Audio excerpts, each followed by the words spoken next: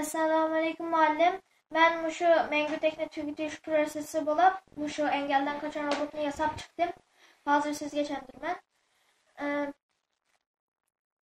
Bununla aval ben özem tordum muşu eşyalarını sipariş verip yasap çıktım.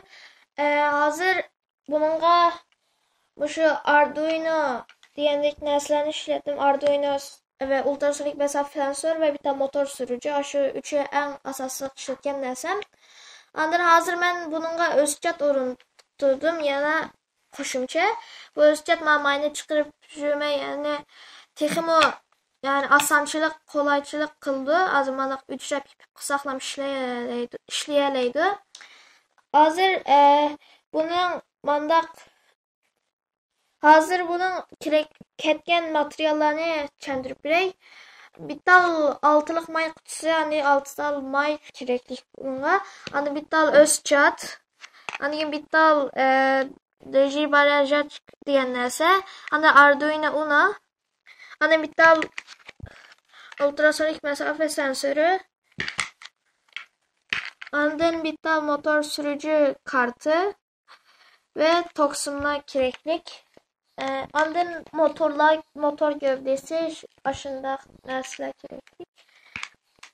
Hazır hem de bularını ben qandaq işleydiğanlıqını qısqaça çendirip birmen. Hazır ma ultrasonik mesafe sensörünün uğlanışlarının ma tuncu VCC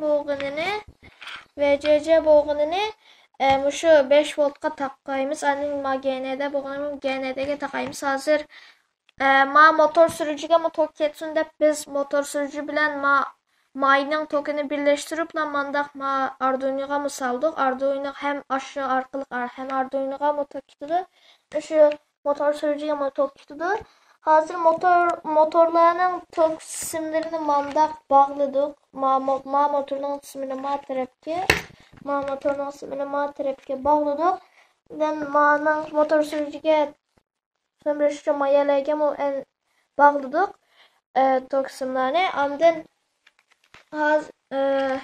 muşu mayalege muşu toksumla muşu motor sürücünün kartının yerden kegen jumper kablo toksumla annem kısmı muşu en ultrasonik sensörünün Eco ve Trig pinleri kısmı GND ve VCC pinleri muşu motor sürücününki bazı aşamasınları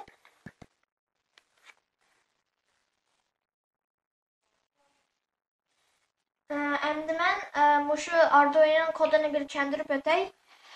Aval define Eco Trig pinlerine kılmadım. Bu ultrasonik sensörünün pinleri. Ultrasonik sensörün ayadamı körüyenik 12 ve 13'e bağlayımız. Andın kalan muşu definenin motorla eşki diyendikleri motor sürücünün yetki isimleri. Hazır muşu mesela motorla 3'e bağlanıptı. Mayadamı 3'e bağlaqlıq.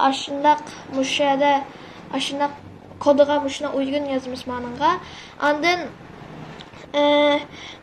pin mod void setupqa ölsek pin mod eco pin input deydi. Yani eco pinni hazır toxtutke yani çıkış olarak yani hazır motorlarımızı yani çıkış olarak tanımlıyoruz. De başında tükenmez. Motor R2 hazır motor R1 malağa oxşar. Lakin hazır malağın çıkış ve girişlerini tanışabiliriz. Input, output, çıkış, girişler. Hazır digital write, trig pin, low sensör yani işleme etki hazır. Delay microseconds 5 mikrosekund saxlayımız. Andın digital write, trig pin high yani trig pinli sensör ses dalgası hazır biridir.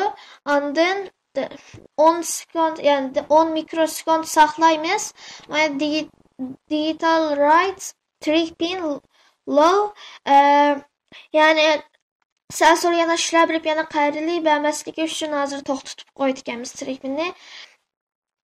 if uzaklık yani uzaklık 15'ten küçük bolsa geri 150 mili 150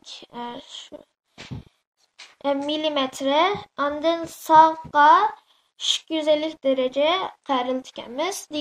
Digital right motor R1 hay yani sağ motorunu hazır çökülüşe başlaydı ki digital right motor R2 yani keynik sağ motorunun mu keynige minişi mi toxtaydı ki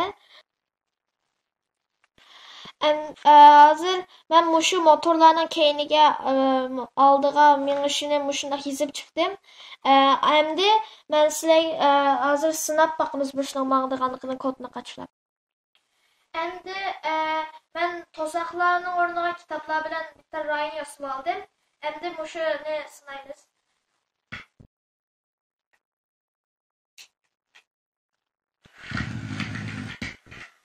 Hazır köygenimlerdeki engelden kaçıyordu. Bazı yerler görmüşüm. Köremeye